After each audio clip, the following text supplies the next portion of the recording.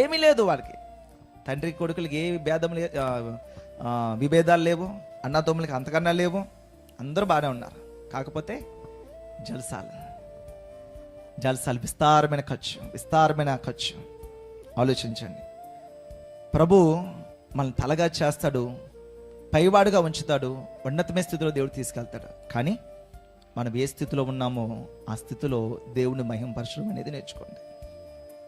కొంతమంది చూసేవారు ఏంటంటే చాలా రిచ్గా కనబడితేనే దేవుడికి మంచి దీవెన, మంచి ఆశీర్వాదం అనుకుంటారు. వాళ్ళు అనుకుంటారు మనం ఖచ్చితంగా తలగా ఉండాలని దేవుడు కోరతాడు. కానీ దాని కొరకు మన జలసాలకి మన ఇష్టానుసారంగా మనం ఖర్చు పెట్టాలని దేవుడు కోరుకోడు. మనం ఎంతవరకు అంతవరకు, అంతలో దేవుడిని మనం మహింపరచాలి.